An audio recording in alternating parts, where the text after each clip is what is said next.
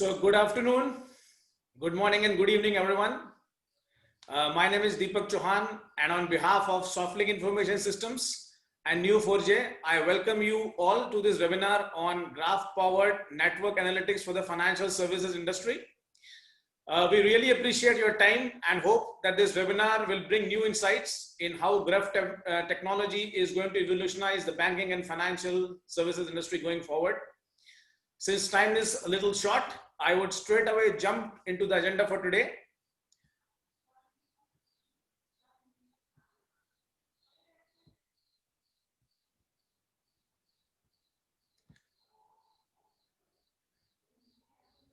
If you can see my screen now. The agenda for today is we'll start with an introduction by our CEO, Sridhar Iyengar, followed by an interesting presentation by Brandon Richards, who is a director of Neo4j for Asia Pacific. We had also scheduled a presentation by Dr. Sandeep Bhagat from IBM, but unfortunately, because of some unforeseen circumstances at his home, he will not be joining us today. We'll move forward and we'll have a demo by my colleague, Sridhar Iyengar. And finally, we have kept some time for question and answer session. Now, this is a short webinar. If we are unable to have Q&A session now, I would request you, all of you, to please email me your question and answers, and we'll be glad to answer all of them for you. And we are recording this webinar. Post-webinar, we'll be hosting this on our website, and I'll be sharing the links of the webinar with all of you. And if you want to, and if there's a Q&A session, I welcome you all to ask the question by just raising the thumbs up finger in the Zoom memo down below. So again, thank you so much. And I welcome you all, and I hand over the webinar to Sridhar. Sridhar, over to you.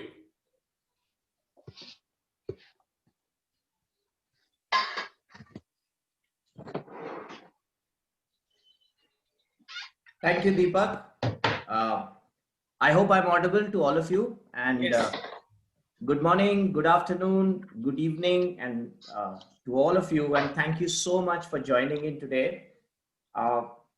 Yesterday evening, Sandeep suffered a bereavement. Dr. Sandeep suffered a bereavement in his family, and he had to rush to his hometown for the funeral.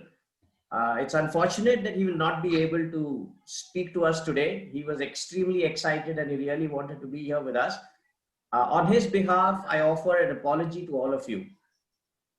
So let's getting down to business. Back in 2014, I saw for the first time a Neo4j's presentation and demo.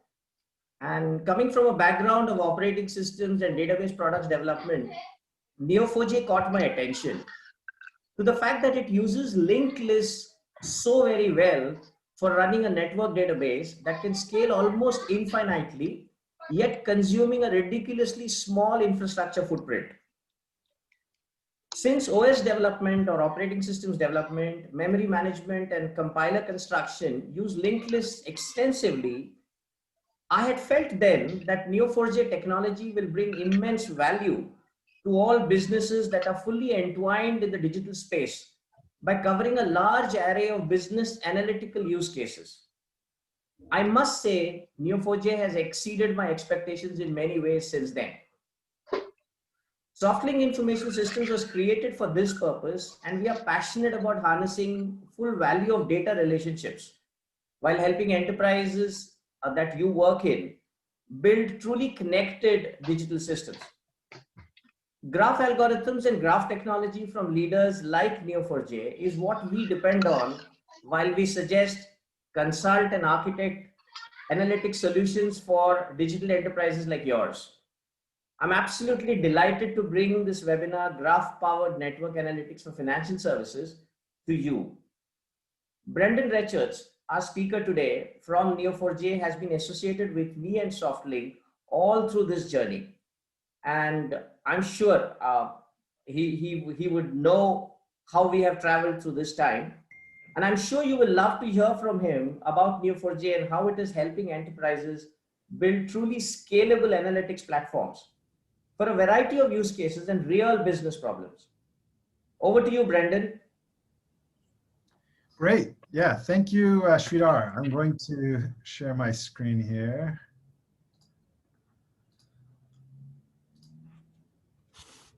Okay, so hopefully you can see this. All right. Hello everyone, Brandon Richards with Neo4j. As Sridhar mentioned, I'm the director for Asia Pacific. I do want to comment that I've worked with SoftLink on many projects, and it's always a pleasure to work with them. And so big thank you to the entire SoftLink team for setting this up.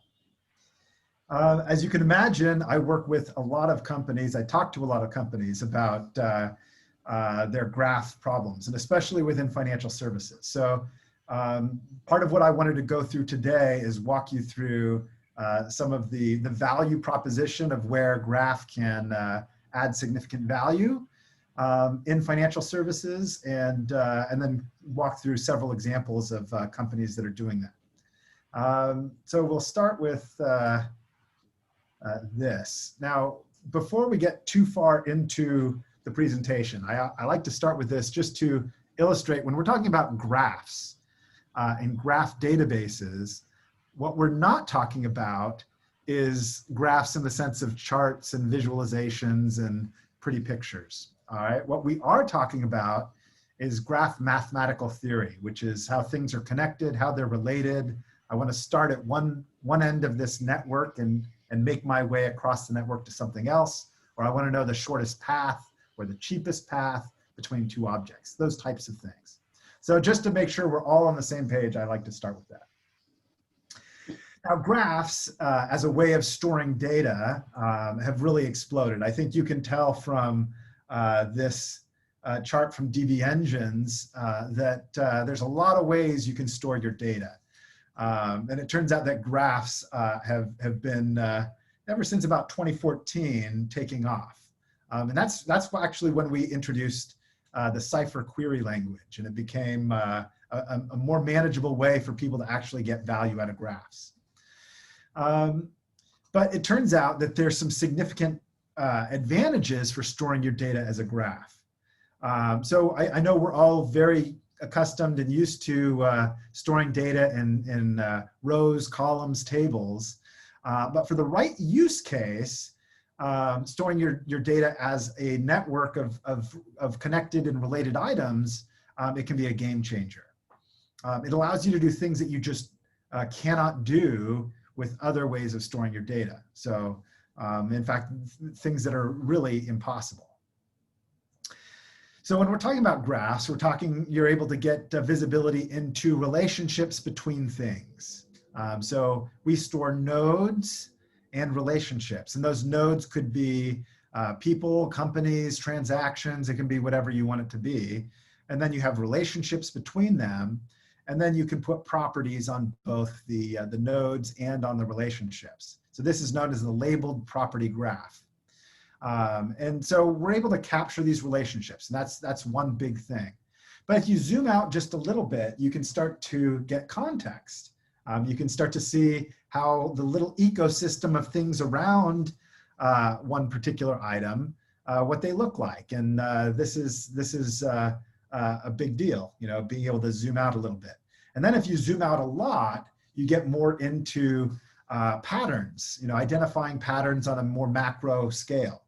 And the promise of graph databases is that we can do this at lightning fast speeds. So you get this actionable insight, very, very real-time speeds.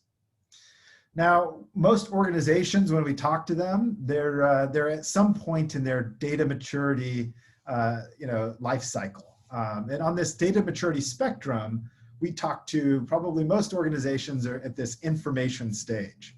So they've got lots of data, lots of information. They're storing it. They've got large data lakes. They're big Hadoop instance. But ultimately, in order to progress in this data maturity spectrum, they need to start to connect the dots. And effectively, that's where graphs come in.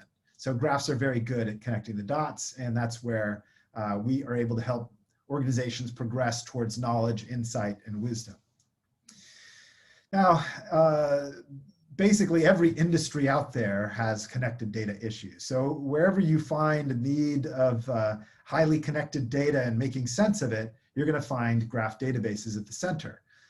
So there's no one industry, and this goes for financial services as well. There's no one industry that's really dominating graphs. But I would say that financial services, we see a lot of use cases and a lot of demand and a lot of desire to start using graphs.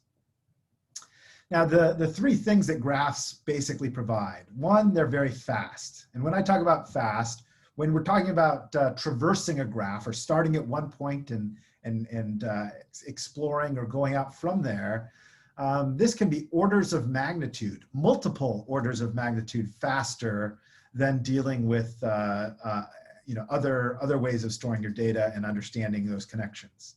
So very, very fast. Next, we get a lot of flexibility. So when you talk about relational databases and schemas, this takes a significant amount of planning up front. You plan your schema, you get it right, and if something happens down the road, you want to add a field. This can, these kinds of changes or tweaks can cascade into a significant effort. So you have to get it right the first time. But with graphs, basically, you're dealing with a very flexible schema or graph model that can be changed in minutes, not in months. So as you have new business requirements, you can change your graph model, not a problem. Or if you have new types of data you want to store in your graph, again, not a big deal. Or new questions that you want to ask of your data that you didn't think about at the onset. Again, this is not a big deal in the graph world. Most projects will start with an imperfect model and have many iterations. So it's perfectly normal and acceptable to have a constantly evolving and changing schema or graph. And thirdly, graphs are incredibly efficient. So a workload that may have taken a lot of infrastructure can now be done on a fraction of that infrastructure and actually get performance that is, again, orders of magnitude faster, but on a fraction of the infrastructure. So very, very efficient. But primarily, when you look at the real reason most organizations are adopting graph, it comes to the index lookup problem or the table join problem. And what this is that you want to connect data in a relational database or other type of database, you're going to create a join. So effectively, how does information in one table, primary keys and foreign keys, and how are these connected? So ultimately, when you create that join, every time if I want to do a traverse, I start at one point and I make one hop, and now I have to do an index lookup. Let me illustrate this. So let's assume I wanted to understand how am I related or connected to Bill Gates in more of a social network type scenario. Under a traditional model, I might start with me and say, okay, is Bill Gates on my list of friends? And as you start to look at Brandon's list of friends, you'll say, okay, is Bill Gates on this list? If Bill Gates is not on this list, then maybe I go to friend number 1 and say, is Bill Gates on friend number 1's list? And then friend number 2's list, and then friend number 3's list. And as you can imagine, this can quickly get out of hand.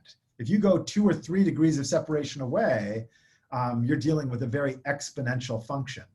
And as your data grow, the length of time it takes to scan this index is also going to take more time. So if you have a real-time application and you're trying to do this a query that's going to have multiple hops, typically you could only do maybe 3 hops before this is no longer a real-time application.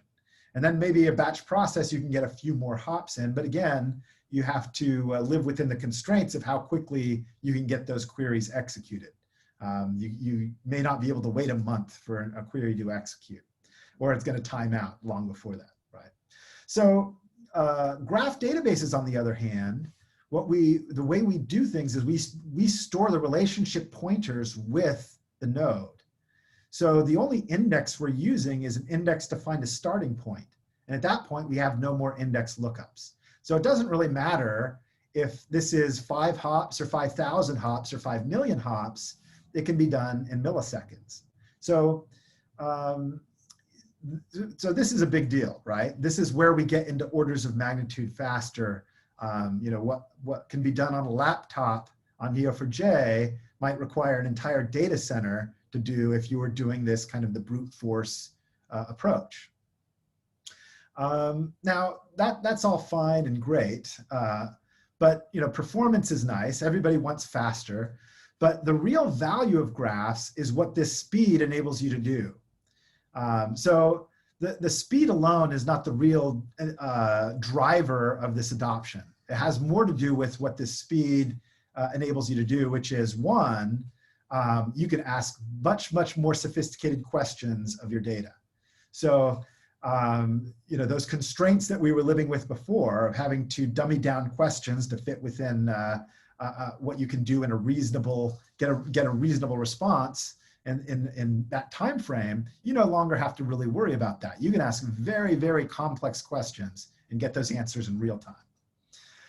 Secondly, it allows you to do what used to be these batch processes. You can now do that in real time. So a lot of organizations are moving to real-time type insight and applications.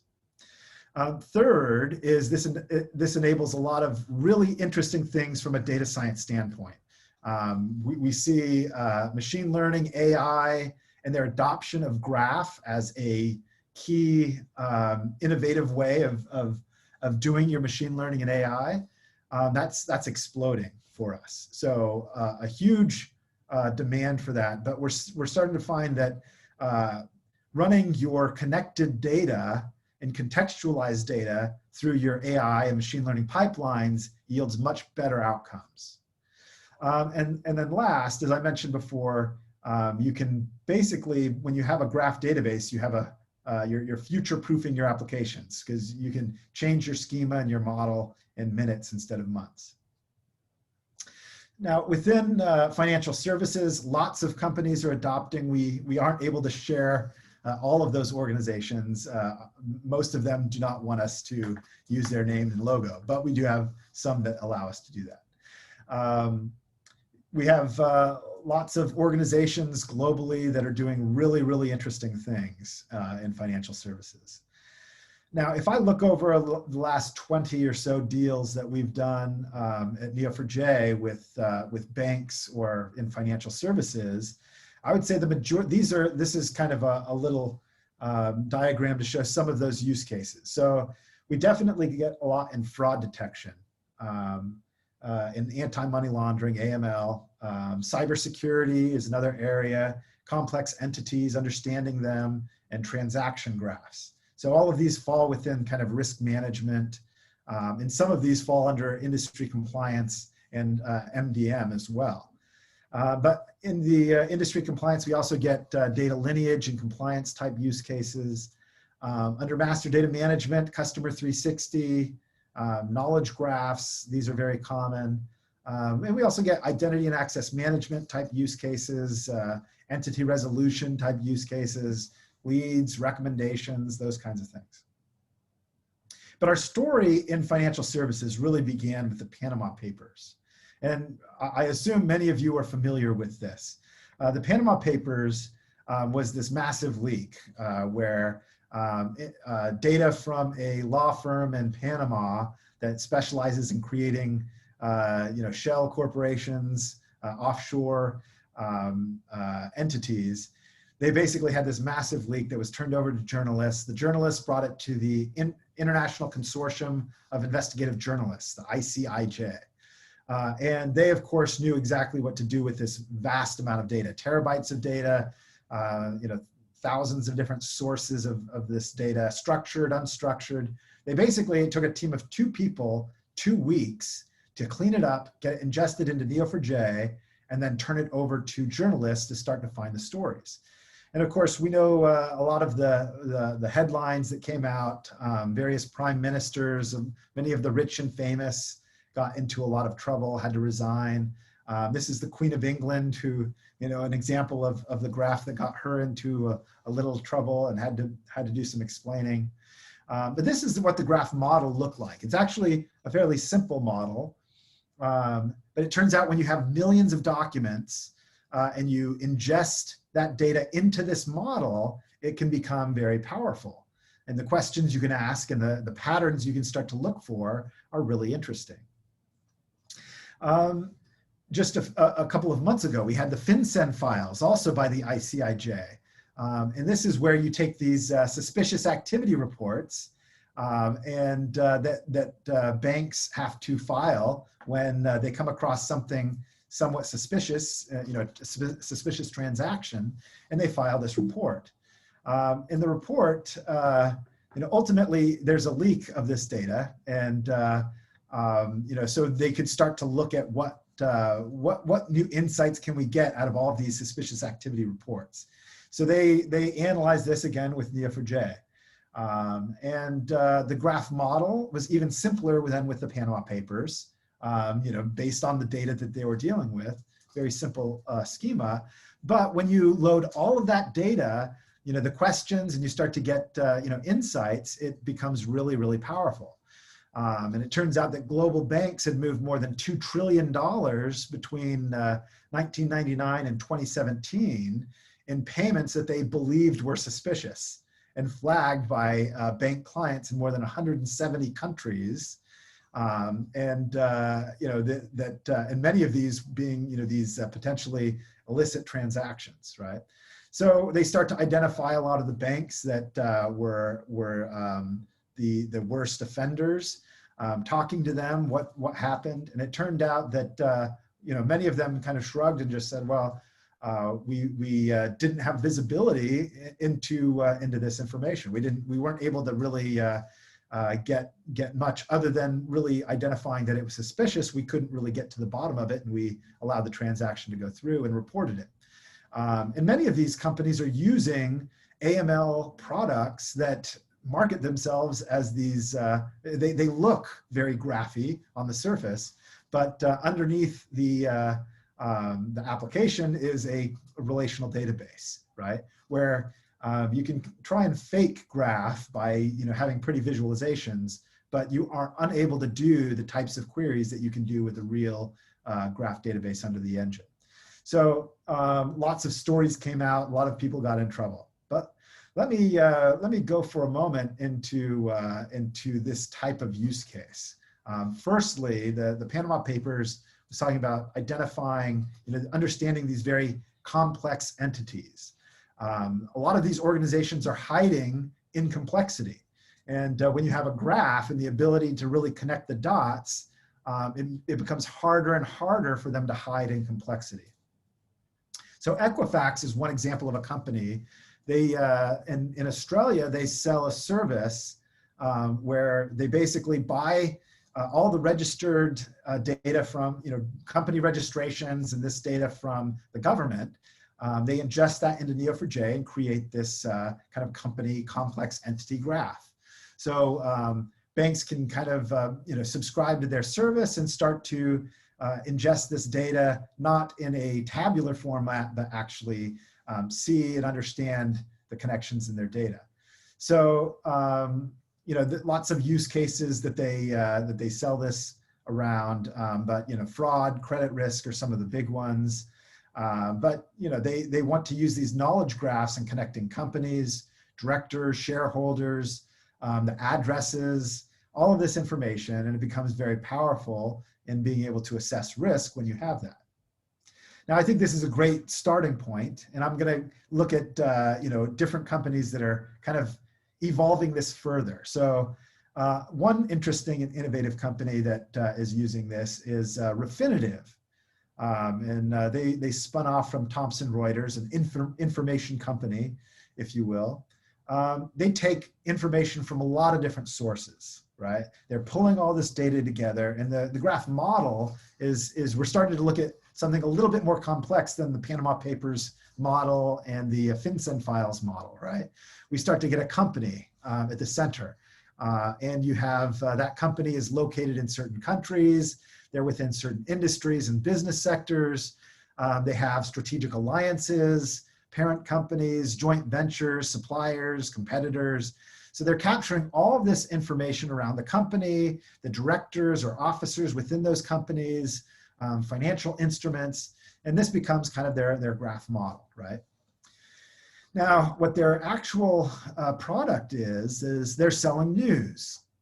Now, a lot of companies will sell the news, right? And they're targeting maybe like a portfolio manager or an analyst who's tracking certain number of companies. So let's say I have a list of 50 companies. I need to know in real time, or as close to real time, the news that's happening related to those companies. And I may initiate trades or advise clients, whatever I'm doing, but I need that data or that information in real time. So they basically have a system. They'll rank it high, medium, low. This is the most important news for you to read right now. Now, a person may look at this and say, well, I can see the list of companies named in this article, and none of those are the companies that I'm tracking. So why are you showing me this? But a person can drill into this and they say, okay, well, it looks like the company that went bankrupt is the supplier of the supplier of my company's competitor. Now that's really interesting, right? That's information that I want and is relevant to my company. But it's a couple of degrees of separation away. So if I was just doing a simple, getting news based on my exact company when my company is named, I would have missed this, right? That's really cool, right? But there's a lot of companies that will, sell the news, and that's one nice feature. But what makes it even more interesting is they add these sliders. On the left-hand side of the screen, they can change the strength of different types of relationships. So maybe in some cases, someone is more interested in supply chain, or that's really important to their analysis. So they can drag that slider to the right, and that changes the strength of supply chain relationships in the graph. And what that does is in real time, as they're dragging that slider, the news that's getting recommended to them is changing, right? And now they can change other sliders, mergers and acquisitions, legal issues. And as they're changing the strength, the recommendation is changing in real time. Now that is really interesting. And that's the kind of thing that you can only do because it was built on a graph.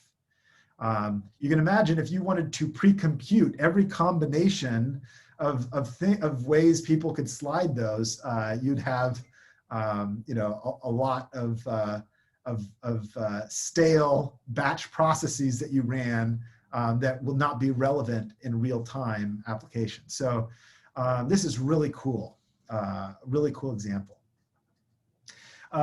We have another example of a company that big bank in Latin America, largest bank in Latin America, that basically wanted to expand on this concept, right? So they basically are enriching this original use case of graph. I have my company information, but I also want to ingest our own bank's information into this graph, right?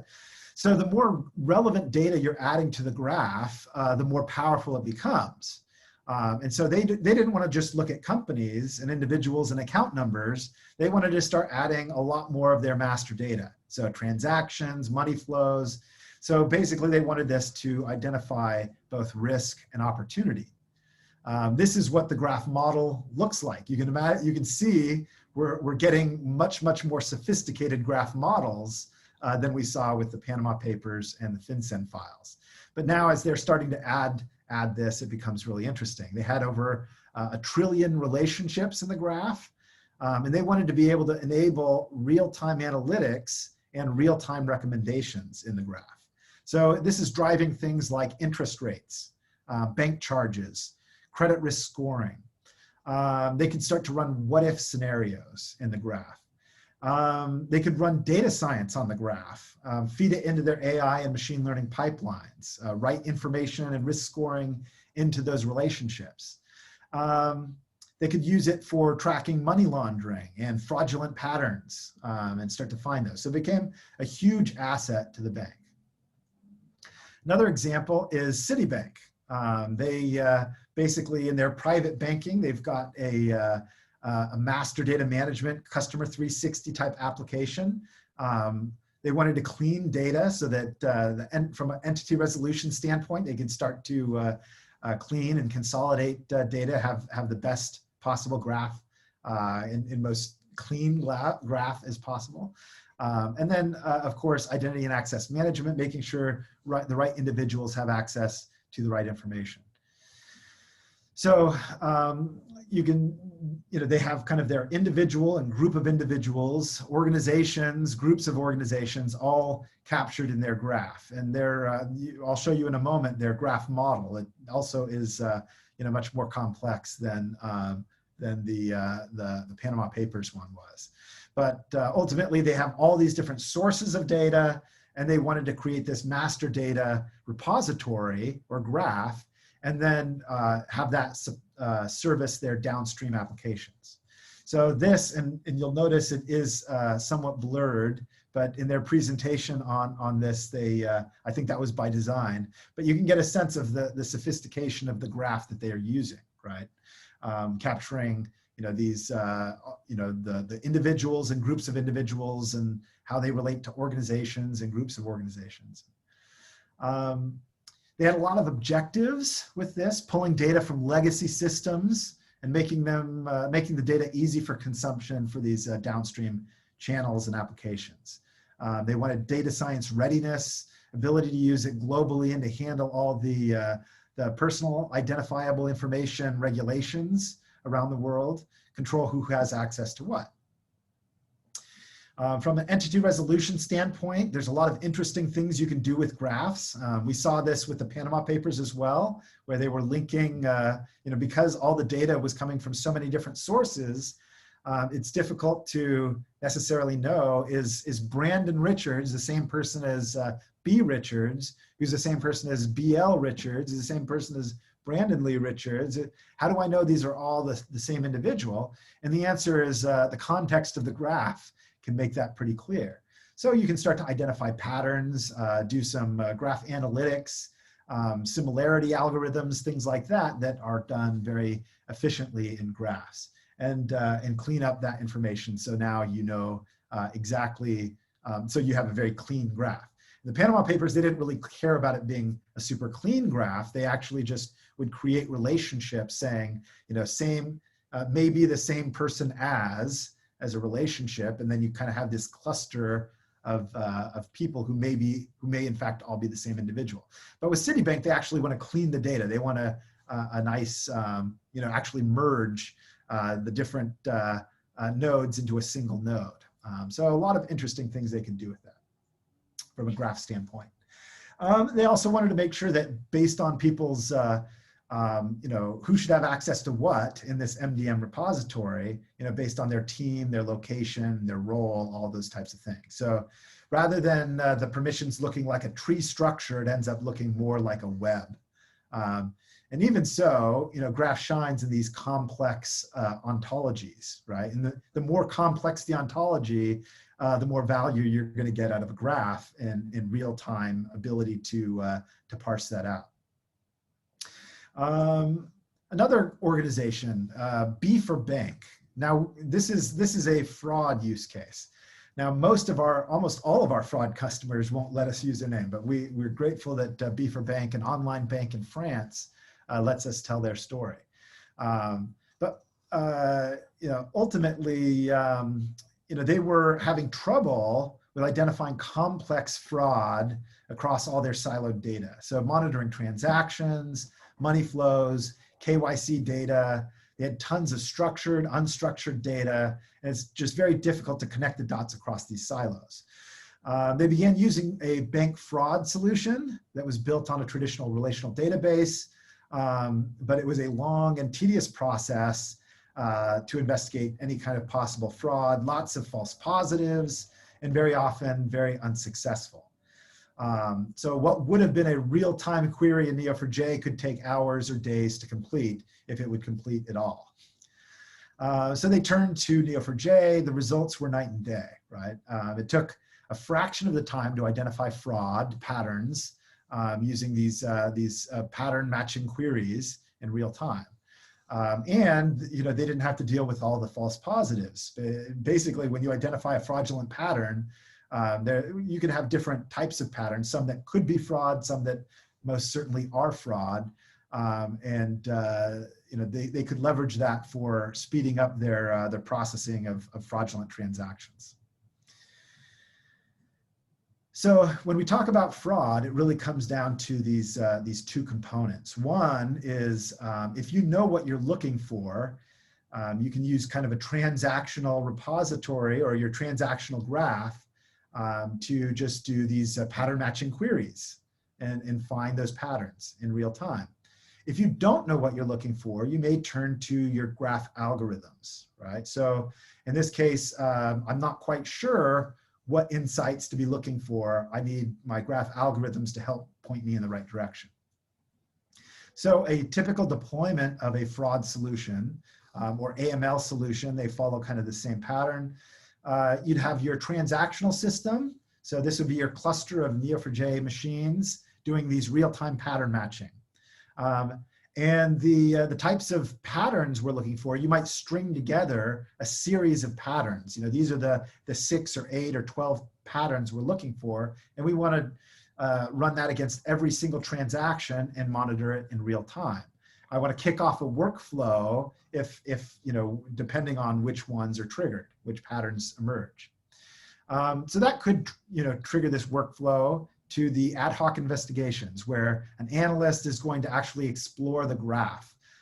This has been flagged as a potential fraud or a potential AML case. So they start to explore, expand the graph, look at it in a way. And we've got Neo4j Bloom is a visualization tool that can be used. There's lots of visualization tools out there. We like Bloom because of the plug and play, easy to deploy, but for customized deployments, maybe you want Linkurious or Keylines or other visualization tools that will connect to your graph database. And then thirdly, you're going to want to run your kind of data science on this. And this is where you might have a string of different graph algorithms that you want to run.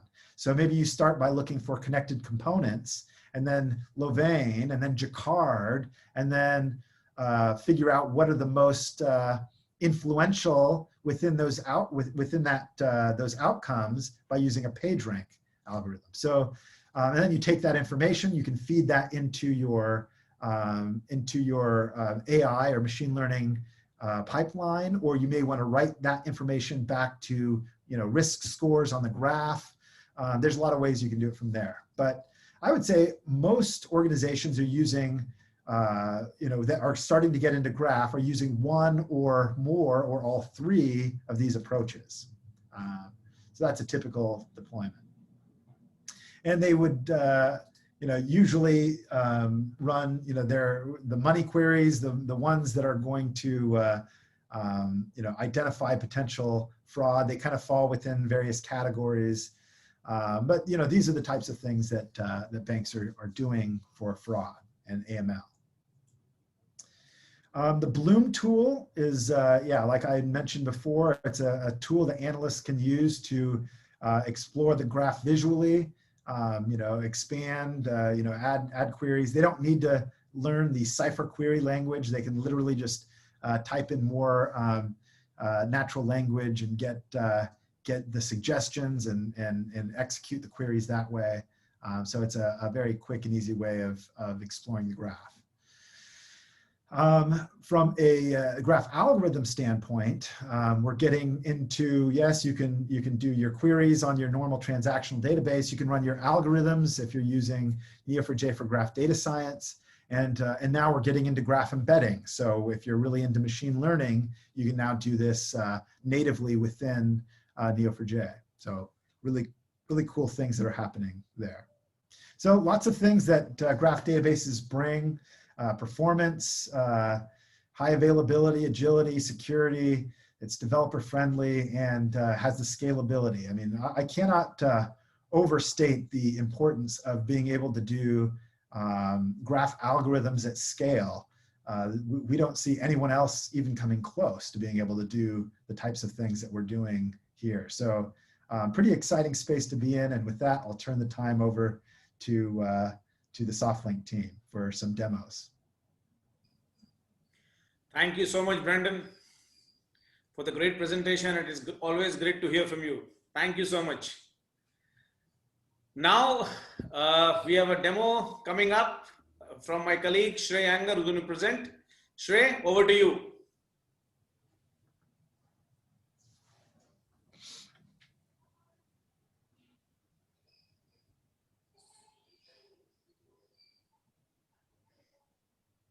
Shrey, you may be on mute.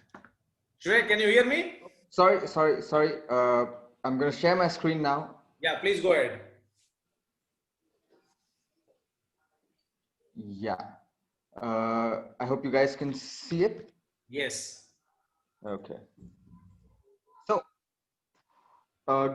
good morning, everyone. So in the next 10-15 minutes, I'll be sharing with you a demo which will highlight how well we can conduct analytics through Neo4j. So today's enterprises are spending too much time finding answers that require information from multiple sources. So while collecting data from sources is often straightforward, enterprises still struggle to connect that data and to create meaningful insights quickly. Neo4j solves this problem really well by integrating disparate sources of data seamlessly.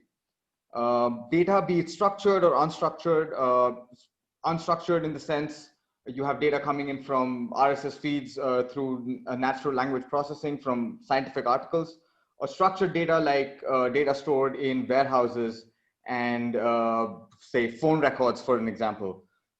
So all this data can be ingested and compiled into a property graph inside Neo4j, which will help us again find further insights. So as Brendan explained earlier, graph analytics using data science, graph data science is mainly used for the global computation of the graph. So basically, as an example, if I'm in the financial domain, I want to find fraud. I know what fraud is. I know the definition of that fraud. I need to find fraud in my graph, and I need to search for patterns that will mimic certain MOs or certain fraudulent suspicious patterns.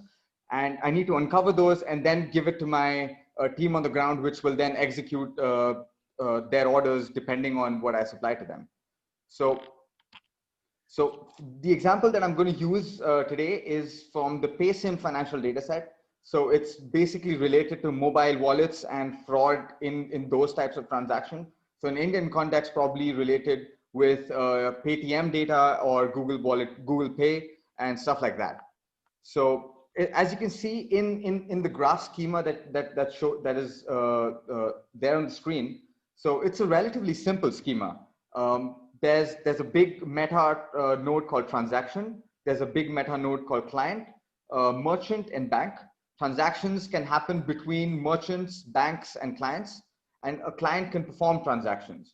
Now, a client will have certain uniquely identifiable entities, which will make sure that the client is unique. So the client would probably have a phone number, a social security number, or in the case of India, a PAN number, an email ID, an IP address, and so on. So only 3 of them are taken here and as shown. A point to note here is that this is a simplified schema that I'm showing you. The actual graph schema is a little bit more complicated with a few more interrelationships between these nodes. However, just by looking at the schema, we can understand how the data is structured. So let's quickly go to the Neo4j browser from where we'll conduct our queries. So show you, we're interested in finding, we're interested in finding first-party fraud, right? And second-party fraud. So how do we find first-party fraud? Earlier, I said we need to know the definition of fraud. So the first-party fraud, the steps to find it is identify clients which are sharing their personally identifiable information. So if I'm sharing my social security number with someone else, or I'm sharing my PAN number with someone else, then I would like to cluster those clients where all the clients amongst each other are sharing information.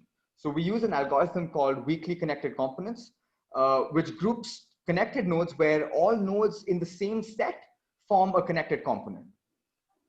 Then what we do is we use another algorithm, which is the similarity algorithm. So the node similarity algorithm, which uses a Jacquard metric.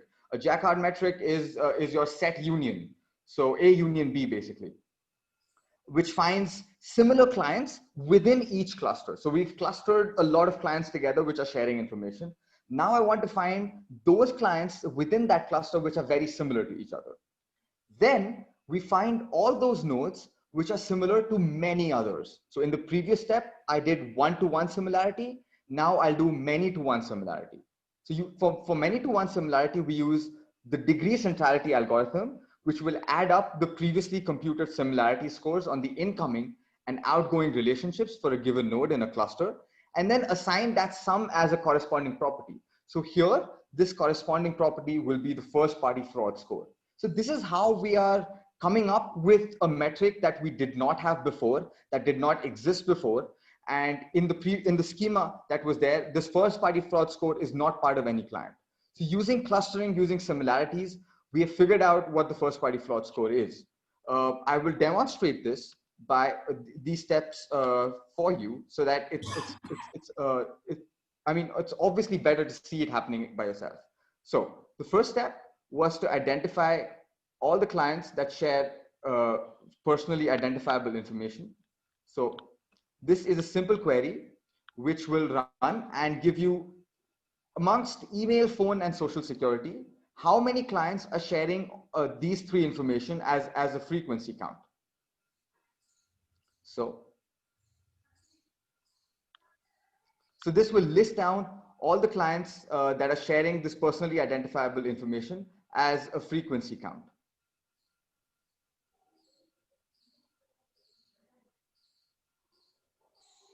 There you go. So we can see that client 1 and client 2 share all the three informations, right? Then next, what we will do is we now have to create this representation back into our graph. So we know that clients share information with each other, but this isn't documented. All we have documented is that clients have their personally identifiable information. So we will create this relationship back into our graph. Now, to save time, I've already created that relationship for you. You can see it. You can see it in this. So the shared identifiers relationship has been created. Okay. Next is we will call our weakly connected component algorithm. So now weakly connected components works generally with monopartite graphs. Our graph right now is multipartite, meaning that a node can have more than one label. So for weakly connected components to work, I would require a graph which has only one label per node. Neo4j has a powerful feature called cipher projections, wherein you can create an in-memory graph. So using the cipher projections, I will create an in-memory graph and perform my algorithm on that particular graph. So right now, through this query, I'm creating an in-memory graph called WCC, which stands for weakly connected components, by taking the nodes of only the clients. So the node label that I'm taking is only clients, and the relationship type that I'm taking is shared identifiers. So one label and one relationship type. So we will run this. And the results you will see is that the graph has been created. It took 473 milliseconds to push 2,433 nodes into it. Okay, now it's time to actually execute our weakly connected components algorithm. So using this query, we will execute the weakly connected component algorithm onto the in-memory graph that we've created by using this name. So now, after I execute this algo, the results that will stream will show you the clusters that get formed, wherein each cluster has around 12.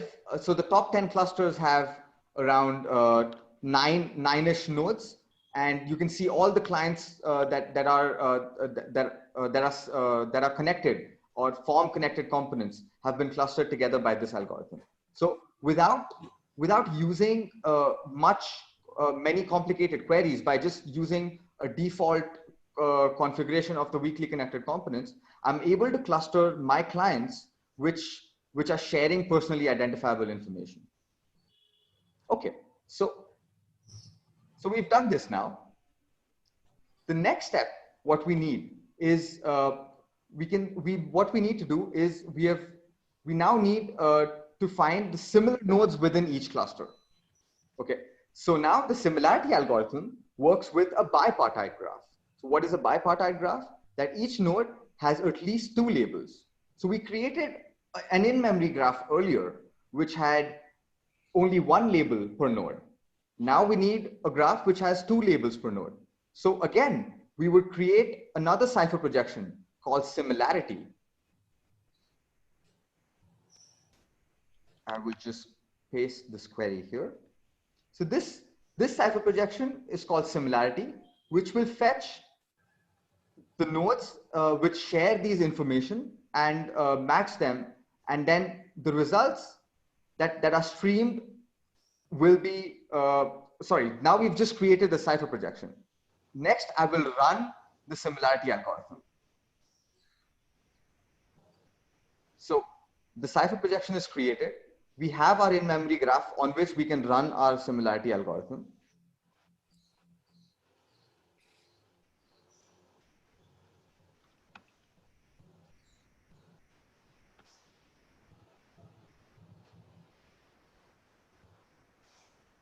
So now we find individual clients with a similarity score amongst each other. So the greater the similarity score, the more similar the clients.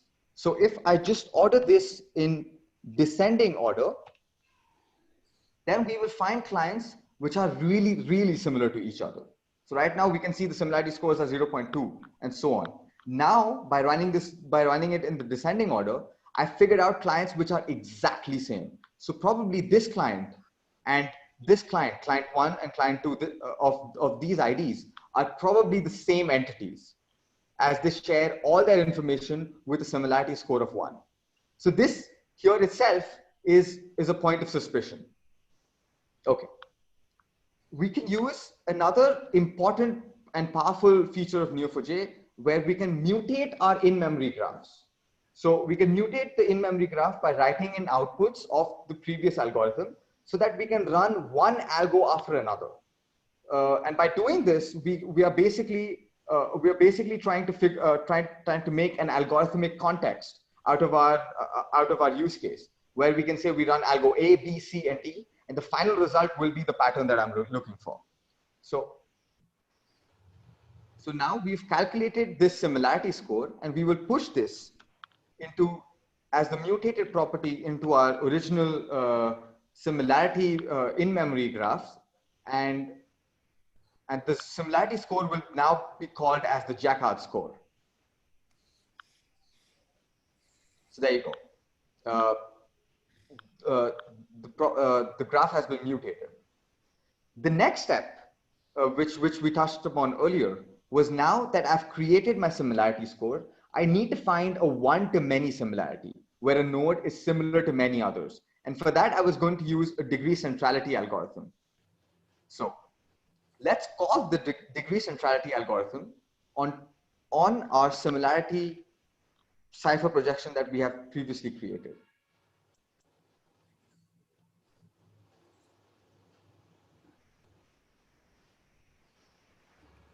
And there you go.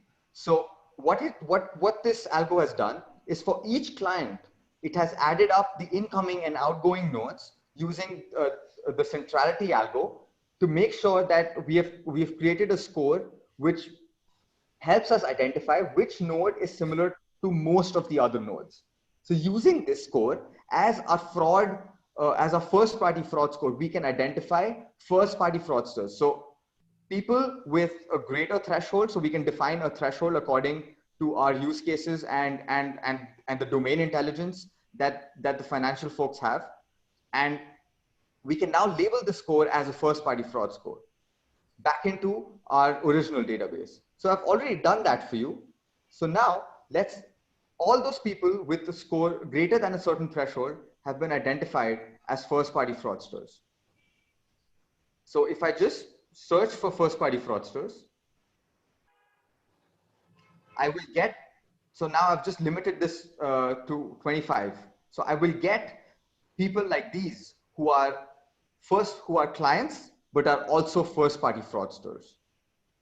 Similarly, to identify second party fraud. So second party fraud is basically when you as an individual share your information with someone else knowingly, so that that other person can commit fraud on your behalf, or that person is committing fraud and then supplying the money back to you. So you're not taking part in the fraud, but you are involved in it. Sorry.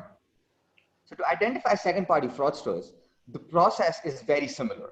What we have to do is we have to find clusters of components which are sharing information. From these clusters, we need to identify nodes which are similar to each other. Now, however, instead of using our similarity algorithm, what we will do now is use somewhat of a page rank. So the page rank algorithm, what it basically does is it will compute a score based on how influential these clients are when the relationship take into account the amount of money transferred between fraudsters. So now we will know how influential each person is, right? And then we can add up these first party fraud score, add up these scores and make a fraud score as the second party fraudsters. So initially when we cluster these clients, we would not label them as second party fraudsters. We would call them as suspects. So here we can see clients we have identified as second party fraud suspects. So initially when we clustered these clients, they were identified as fraud suspects. Now, how can we identify the actual fraudsters amongst these suspects? After we've run the page rank algorithm and defined a threshold, all we have to say that all the clients who have a score greater than this threshold become my second party fraudsters.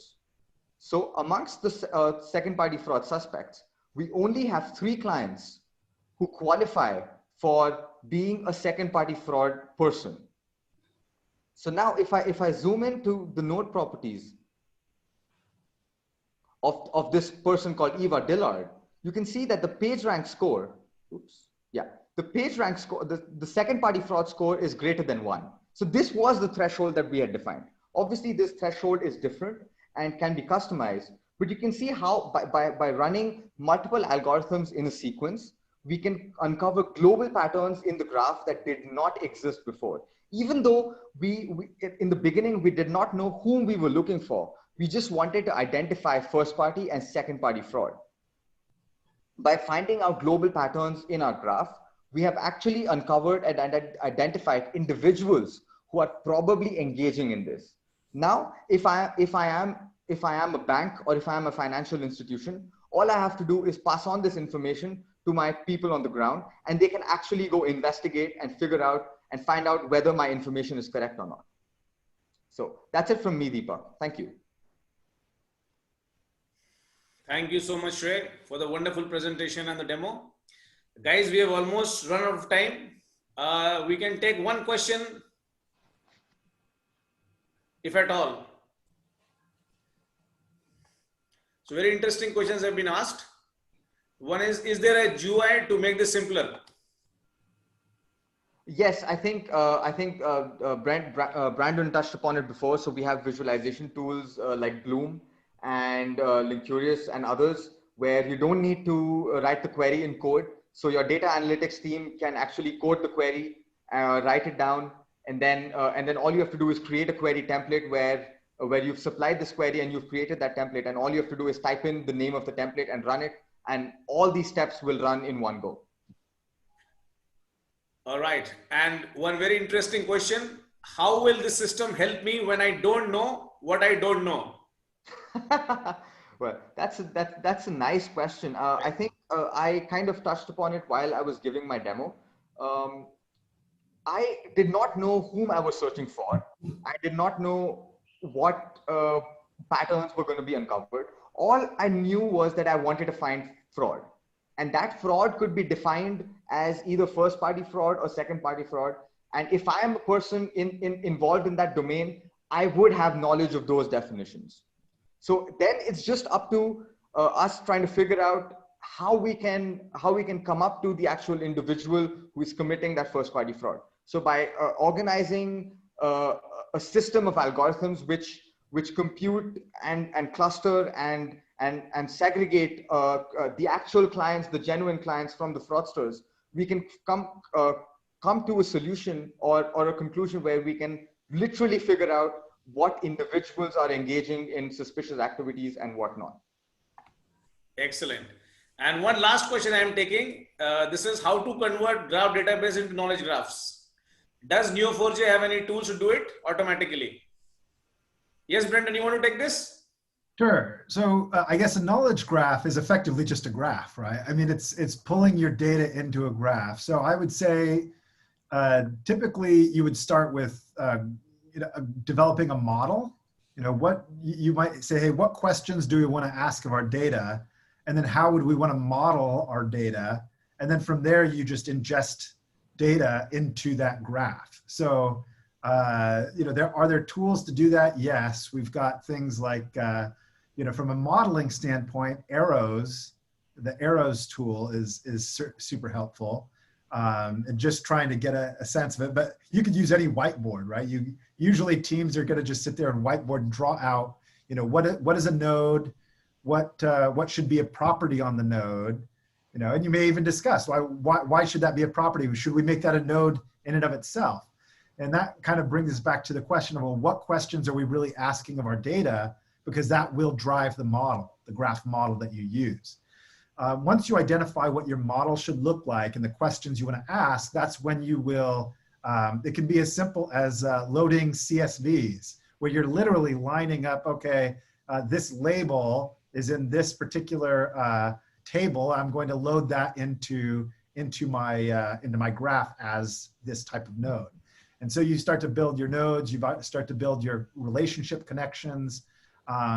It's actually a lot easier than you might think. But there are in some cases you have very complex data. You might need ETL tools.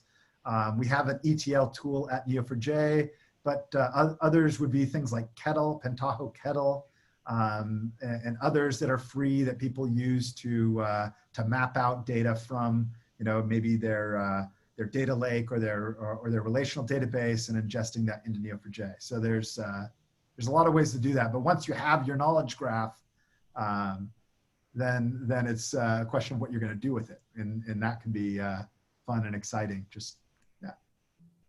Thank you, I Brendan. just wanted to add one line to what Brendan said here about the knowledge graph.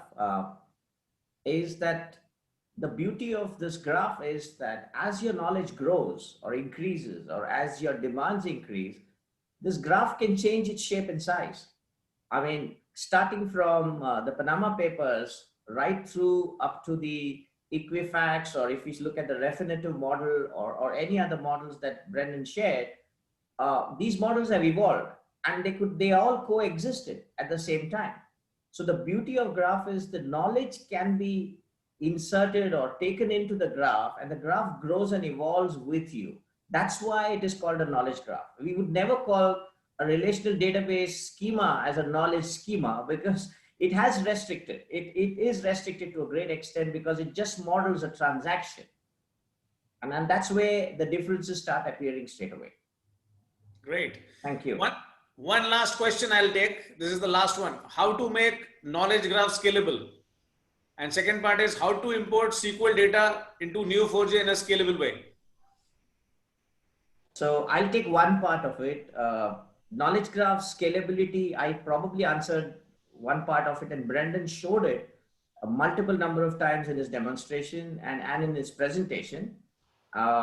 That scalability is never an issue. In fact, my first lines today when I shared with you people is that the graph, the way the graph is made, or the internals of this graph technology is all about, or Neo4j technology is all about, that it uses ridiculously less footprint of infrastructure while scaling to billions and trillions. In fact, it is infinite. I mean, there is no limit in terms of how big your graph size could be. So scalability is definitely a said or a done deal as far as graphs are concerned. Ingestion of data into Neo4j, the CSV, and how big or how quickly it can be done. I can give you an example without naming the customer, but y'all can easily figure out who that customer is.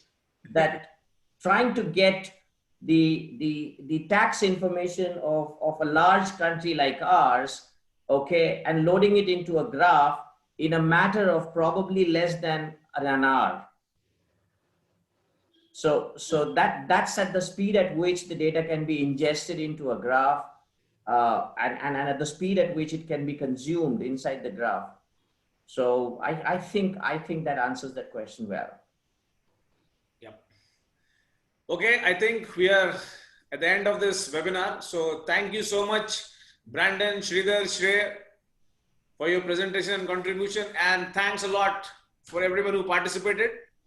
I have taken note of all the questions and I will be answering them individually. So thank you guys and have a great day. Bye-bye. Thank you so Bye-bye. much. Thank you, Deepak. Bye-bye. Bye. Thank you. Bye.